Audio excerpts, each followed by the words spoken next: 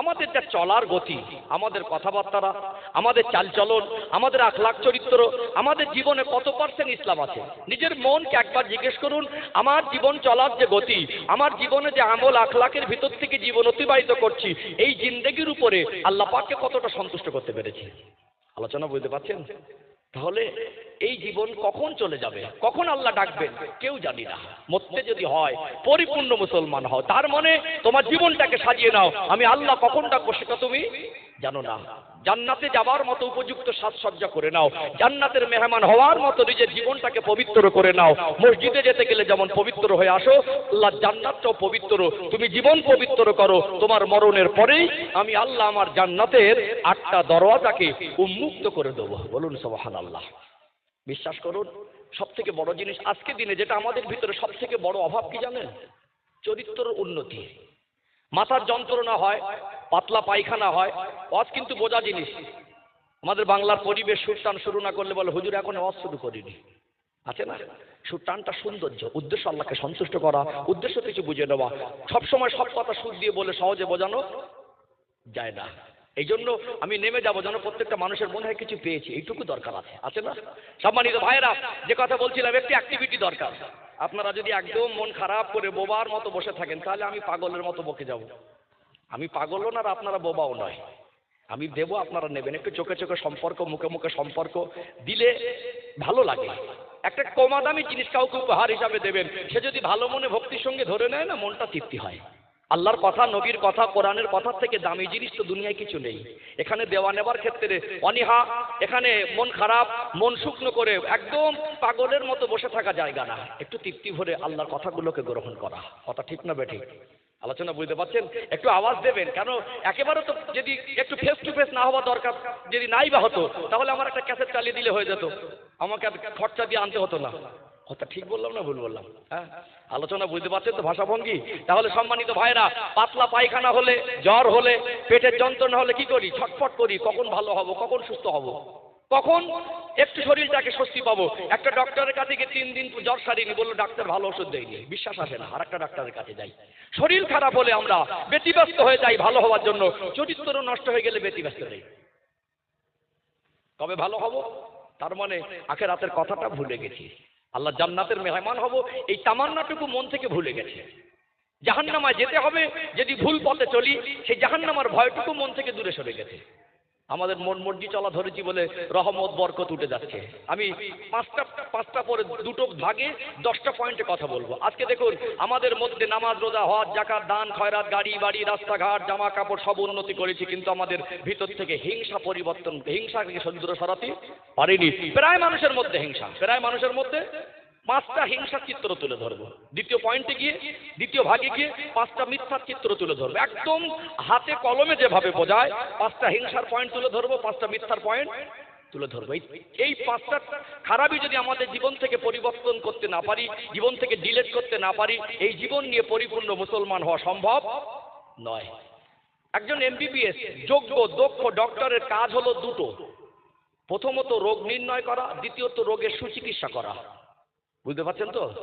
ডক্টরের কাছে গেলে অসুস্থ মানুষ, তার প্রথম কাজ রোগ নির্ণয় করা, তাই তো নাকি? দ্বিতীয় কাজ হলো সুচিকিৎসা করা, ওই রোগটা কিভাবে ভালো হবে। আমি 5টা করে 10টা রোগ তুলে ধরবো। প্রথম 5টা হিংসার চিত্র, 5টা রোগ, তার সঙ্গে ঔষধও দেবো ইনশাআল্লাহ। শরীর খারাপ হলে ডক্টরখানায়, হসপিটালে চিকিৎসা হয়, চরিত্র নষ্ট হলে জান্নাতের বাগানে সুস্থ হওয়া যায়। বলুন সুবহানাল্লাহ। চলুন একটু ছোট ছোট করে আগে বাড়ি। বুঝতে পারছি কিছু মানুষের মন ছটফট করছে, এখন সুর হয়নি কেন? একটু তকবীর দান তো, নারী তাকবীর। এটাই খারাপ লাগে। কিছু কিছু মানুষ আল্লাহকে আল্লাহ বলে ডাকতেও তার মনে কষ্ট হয়। 1 সপ্তাহ চলে যায়, একবার ওযু করে না। 1 সপ্তাহ চলে যায়, 1 ওয়াক্ত নামাজ পড়িনি।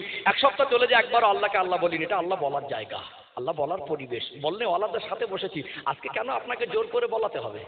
খুব চেটাতে হবে না। আমার মেজাজ একটু ভিন্ন।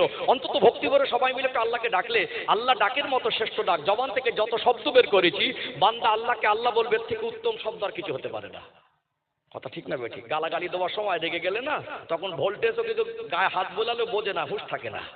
গা টিপলে মান সম্মানের ভয়, এলো খারাপ বলবে। বাড়িতে মেহমান থাকলে ও রেগে গেলে ওর গা টিপছে, মানে বাড়িতে মেহমান আছে খারাপ বলবে, তখন ওর ভোল্টেজ বেড়ে যায়। আর আল্লাহ নামের সময় একটু যেন গায়ে জ্বর, যেন মনে সুখ নেই, মনে কোনো শান্তি নেই, এরকম কেন?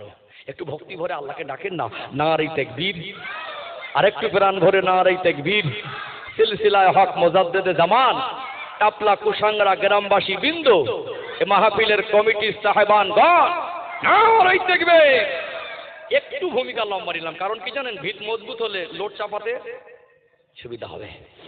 সোনার মানিকেরা, নওজোয়ান তরুণেরা, ও সোনার ময়না যুবকেরা, আব্বারা মায়েরা, দুনিয়াটা হলো অস্থায়ী জীবন। दो दिन का मेहमान खाना, अल्लाह जब बुलाएगा, अल्लाह जब पुकारेगा, सब कुछ छोड़ के जाना पड़ेगा। गाड़ी आमार, बाड़ी आमार, बीबी आमार, बाच्चा आमार, धन सम्पद जमी जाएगा आमार, ব্যবসা আমার, বিজনেস আমার। মরে যাবার পরে একটা কিছু সঙ্গে নিয়ে যেতে পারবেন না। সুন্দর একটা ঘর বানিয়েছেন, রাস্তা দিয়ে মানুষ হেঁটে হেঁটে যায়, আপনার বানানো ঘরটাকে মানুষ দেখে প্রশংসা করে, অনেক সুন্দর ঘর। বিশ্বাস করুন, মরে যাওয়ার পরে আপনার ওই ঘরের ভিতরে আপনাকে 24 ঘন্টা রাখবে না। এসব নামাজের পরে যদি মাইয়েত হয়ে যায়, খুব বেশি বেশি পরের দিন জোহর না হয়, আসরের পরে মাটি। ও ভাইজানেরা, সোনার মানিক যুবকেরা, আব্বারা মায়েরা, দুনিয়া ছেড়ে চলে যেতে হবে। কুল্লু নাফসিন যায়িকাতুল মউত, প্রত্যেকটা নফসকে মৃত্যুর স্বাদ গ্রহণ করতে হবে। মরে গেলাম, ফুরিয়ে গেল, এটা নয়। আল্লাহ পাক ভালোই জানেন কিয়ামত কবে হবে। যতদিন না কিয়ামত হবে, কবরের জগতে সবাইকে থাকতে হবে। কিয়ামত হয়ে গেল, এটাও শেষ নয়। কুল্লু মান আলাইহা ফান ওয়া ইয়াবকা ওয়াজহু রাব্বিকা যুল জালালি ওয়াল ইকরাম। আল্লাহ একদিন সব ফানা করে দেবেন, সব ধ্বংস করে দেবেন। ওয়া ইয়াবকা ওয়াজহু রাব্বিকা যুল জালালি ওয়াল ইকরাম। কেবলমাত্র একমাত্র আল্লাহ পাকের জাত পাকটা বাকি থাকবে। কিয়ামত হয়ে গেল, মনে শেষ নয়। এই জীবনের হিসাব দেওয়ার জন্য প্রত্যেকটা মানুষকে আল্লাহর সামনে দাঁড়াতে হবে কি হবে না? চলেই যদি যেতে হয়, হিসাব যদি দিতে হয়, এই জীবনের আমালের উপরে যদি আল্লাহ জান্নাত আর জাহান্নাম নির্ভর করে, এই জীবন পরিবর্তন করা দরকার আছে না নেই? আল্লাহ বড় দয়াময়, আল্লাহ বড় মেহেরবান। এই জন্য আল্লাহ পাক বললেন, ওয়ালা তামুতুন্না ইল্লা ওয়া আনতুম মুসলিমুন। ওরে আমার বান্দা বান্দি, মরতে যদি হয় পরিপূর্ণ মুসলমান না হয়ে মৃত্যুবরণ করো না। বিশ্বাস করুন, মনের মধ্যে যদি হিংসা রাখি, পরিপূর্ণ মুসলমান হওয়া যাবে না। আজ কত রকম ভাবে মানুষ হিংসা করে। হিংসার দুনিয়াবি ক্ষতি কতটা আর আখিরাতের ক্ষতি কতটা, লাভ লসটা বোঝানো দরকার আছে না নেই? দয়ার নবী, মায়ার নবী, রাহমাতাল লিল আলামিন আমার রাসূলুল্লাহ সোনা জবানে বললেন, বাবা সাহাবীরা, হিংসা ইসলামে জায়েজ নয়। আমার নবী 63 বছরের জীবনে নবী আমার কারোর উপরে কোনোদিন হিংসা করেন নাই। আগুন জ্বালানো হয় কাঠ দিয়ে, আগুনে যেমন কাঠটা পুড়ে ছাই হয়ে যায়, হিংসা তেমনি তার জীবনের নেক আমালগুলোকে ওই রকম বরবাদ করে দেয়। আমাদের নেকি বেশি না গোনা বেশি? এটা আওয়াজ দেন। গোনা বেশি, তারপরে যদি হিংসা করি সেটাও যদি ধ্বংস করে দেয়, তাহলে আখিরাতের দিন মুসিবত বাড়বে না কমবে? এটা আখিরাতের ক্ষতি। দুনিয়াবি ক্ষতি হলো হিংসা তো মারাত্মক জিনিস, খতরনাক জিনিস। মানুষের দুনিয়ার সুখ আর শান্তি দুটোকে কাড়িয়ে নেয়। যত রকম অশান্তি আমরা চোখে দেখি, ম্যাক্সিমাম অশান্তির উৎপত্তি স্থল হলো হিংসা। 5টা পয়েন্ট তুলে ধরছি, গভীর মনোযোগ দিয়ে শুনুন। 1 নাম্বার পয়েন্ট, দেখবেন এক মায়ের পেটের 2টা ছেলে, ভাই ভাই, রক্তের সঙ্গে সম্পর্ক, মায়া মহব্বত আছে না নেই? একটার বয়স 8 বছর আর একটার বয়স হলো 6 বছর। আব্বার কাছে চলে যায়, 10 টাকা 5 টাকা চেয়ে নেয়। দোকানে চলে যায়, চকলেট, ক্যাডবেরি, লজেন্স কিনে নিয়ে মুখের মধ্যে পুরে দেয়। হঠাৎ সামনে পড়ে গেল মায়ের পেটের ভাই, দয়া এসে যায়। একা খাবো না, মুখের ভিতর থেকে লজেন্সটা বার করে অর্ধেকটা নিজে খায়, অর্ধেকটা ওর ভাইকে দেয় কি দেয় না? এরকম স্মৃতি ছোটবেলায় আছে। কি মায়া! গ্রামের ছেলে দিলে খাবেন, ওটা ঘৃণা লাগবে। ভাই তো মুখের ভিতর থেকে বার করে দিতে ভালোবেসে অর্ধেকটা ওটা খেয়েছে, বরং দিয়েছে বলে খুশি হয়েছে। কত মধুর সম্পর্ক ছিল কি ছিল না? ও ভাই জানেরা, সোনার মানিক যুবকেরা, আব্বার মায়েরা, বড় হয়ে গেল, সাংসারিক জীবনে আবদ্ধ হলো। একটা সময় এদের ভিতরে হিংসা ঢুকে গেল। ভাই ভাই সংসার থেকে আলাদা হওয়ার পরেও শান্ত হয়নি। ঘরের বারান্দার মধ্যে পার্টিশন হয়েছে না হয়নি? কিসের কারণে বলেন না? হিংসার কারণে না? কিসের কারণে? হিংসার কারণে। হিংসা কত খারাপ জিনিস। দুই ভাইয়ের সম্পর্কটাও আলাদা করে দেয়, দূরত্ব তৈরি করে দেয়, ঘরের বারান্দায় পাঁচিল খাড়া করে দেয়। আসলে কি ইটের পাঁচিল, বাঁশের পাঁচিল, টিনের পাঁচিল, না হিংসার পাঁচিল? হিংসার পাঁচিল।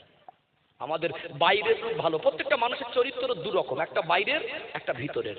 বাইরের রূপ ফেরেশ মাশাআল্লাহ, ভিতরের রূপগুলো খুব ভয়ঙ্কর। ওই ছেলে দুটো যখন শ্বশুর বাড়ি যায় না, শাশুড়িকে বলে আম্মাজি ভালো আছেন, পাশের থেকে একটা চাচিমা বলছে জামাই না তো খাঁটি সোনা।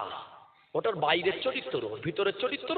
ওর বাড়ির সীমানা, ভিটে বাড়ি ভাগ করতে গিয়ে 7টা কোণা করেছে।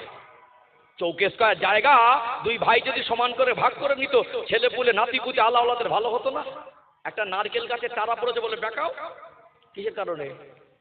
হিংসার কারণে। দুই ভাই যদি বাবার জায়গা 3 ফুট করে ছেড়ে দিত, মাজার থেকে 6 ফুট রাস্তা বেড়েছে, 3 ফুটের মাথায় পাঁচিল দিয়ে অ্যাঙ্গেল করে বেঁকিয়ে দিয়েছে, ভাই যেন বের হতে না পারে। দুনিয়ার সুযোগ সুবিধা আজকে নষ্ট করে দিচ্ছে না, দেয় না? হিংসা। সুযোগ সুবিধা, সুখ শান্তি দুটোকেই ছিনিয়ে নেয়। এইটা প্রথম নম্বর পয়েন্ট, বুঝতে পেরেছেন? তাহলে আমাদের বাইরের রূপ একরকম আর ভিতরের রূপ একরকম।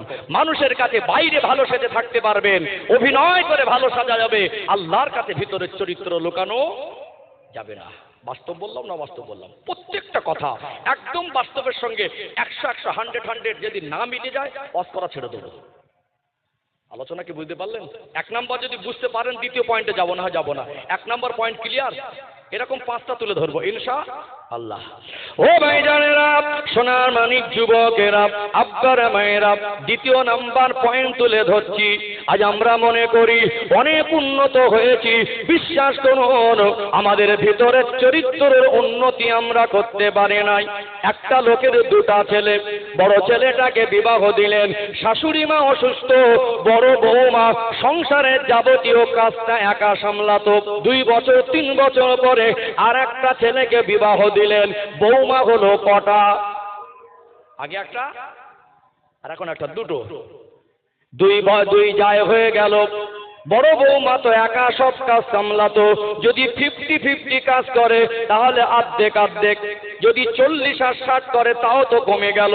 70 আর 30 করলে কাজের পরিমাণ বাড়লো না কমলো? 2 জায়ের মধ্যে এমন হিংসা ঢুকে গেল, 2 জায়ের ভিতরে হিংসার কারণে ওই বাড়ির মধ্যে অশান্তি আর ঝগড়া লেগে থাকে। ওই বাড়ির যে সম্মান, ওই পরিবারের গার্জেনদের সম্মান, ওই সম্মানটা আস্তে আস্তে নষ্ট হয়। হিংসা কত খারাপ জিনিস। একটা পর্যায়ে এসে বাবা মা দেখছে ছেলেদের মধ্যে অশান্তি, বউ মায়েদের মধ্যে অশান্তি, কাজ নিয়ে ঝগড়া ঝামেলা, বাধ্য হয়ে আলাদা করে দেয় কি দেয় না? একটা সোনার সংসার হিংসা ঢুকে যাওয়ার কারণে সহজেই 2 থেকে 3টা টুকরা হয়ে যায় কি যায় না? কত খাতারনাক জিনিস হিংসা। একটা সোনার সংসারকে সহজে 3 টুকরা করে দেয়। 20-22 বছর ভাই ভাই কাঁধে কাঁধ মিলিয়ে চলেছিল, বিবাহের পরে হিংসা ঢুকে গেল, ভাই ভাইয়ের আর মুখ দেখে না। কথা ঠিক না বেটি? একটা লোক আগে 2টো বিবাহ করলে ওই 2টো বিবির মাঝে সম্পর্ক হতো 203। এখন মনে হয় 203-এর যে হিংসা, ওর থেকে 2 জায়ের হিংসা বেশি। কি ঠিক বলছি না ভুল বলছি? আমাদের বউ মায়েদের এখন মেজাজ হয়ে গেছে, স্বামী এনে দিলে পছন্দ। আপনাদের খিদে লেগেছে নাকি? একটু আওয়াজ দেন, রেসপন্স দেন। একাই যদি বকে যায়, একটু আওয়াজ দেবেন তবে তো ভালো লাগবে। একটু কথাবার্তা বললে সময়টা পার হবে। চুপচাপ মেরে বসে থাকেন, একটু রেসপন্স দেন। একটা অ্যাক্টিভিটি দরকার। কেন আমি ওইভাবে বলতে পারি না, পাগলের মতো একা বকে যাবো হয় না। এ তো দেওয়া নেবার ব্যাপার। কি গো, আমি বলেই গেলাম, কি বুঝছেন না বুঝছেন না, এইটুকু ক্যালকুলেশন না থাকলে এখানে বসার কোনো মূল্য হলো? তাহলে একটু আওয়াজ দেবেন ইনশাল্লাহ। কি আমার আলোচনা বুঝতে পারছেন তো? ভাষাভঙ্গি বুঝতে পারছেন তো? তো অসুবিধে কথা, একটু রেসপন্স দেন। সম্মানিত ভাইরা, যে কথা বলছিলাম, এখনকার আমাদের বউ মায়েদের পরিবেশ, স্বামী এনে দিলে পছন্দ, বলেন পছন্দ হয় না। মার্কেটিং করতে যায়, দোকানদারে তো ভিড়, আমাদের বৌমায়েদের কথার স্টাইল, সাজসজ্জা দেখে ওই দোকানদারে যে খরিদ্দারগুলো দাঁড়িয়েছিল, দোকানদারের সঙ্গে এমন নম্র ভদ্রভাবে কথা বলছে, দেখে মনে হবে খুব সম্ভ্রান্ত পরিবারের মেয়ে, মনে হবে খুব শিক্ষিতা। ওটার বাইরের চরিত্র ফেরেশতার মতো, ওর ভিতরের চরিত্র হলো ও বিবাহ করে যে সংসারে এসেছে, ওই সোনার সংসার, যে সংসারের প্রত্যেকটা মানুষের সম্মান ঐতিহ্য ছিল, ওটাকে ধুলোয় মিশিয়ে দিয়েছে। ওই বাড়িতে অশান্তি আর মারামারি হয়েছে, ওর কারণেই সোনার সংসারটা 3টে টুকরো হয়েছে। বাস্তব না বাস্তব? আমরা শুধু বলছি আমরা পরিবর্তন হয়েছে নাকি আপডেট হয়েছে, কি আপডেট হয়েছে বুঝে আসে না। গাড়ির আপডেট হয়েছে, বাড়ির আপডেট হয়েছে, এসি হয়েছে, কুলার হয়েছে, ফ্রিজ এসেছে, ফ্যান হয়েছে, মার্বেল টাইলস হয়েছে, ঘরের মধ্যে শান্তি শান্তি নেই। আগে 4টে 5টা করে বৌমা, 18-20 জনের ফ্যামিলি, এত হিংসা ছিল না। ওই খড়ের ঘরে, খড়ের চালের নিচে শান্তিতে দিন যাপন করেছে না করিনি? একটু হাঁকু দেন না। তাহলে ভিতরের চরিত্র পরিবর্তন না করলে আল্লাহকে সন্তুষ্ট করা যাবে না। ঘটনা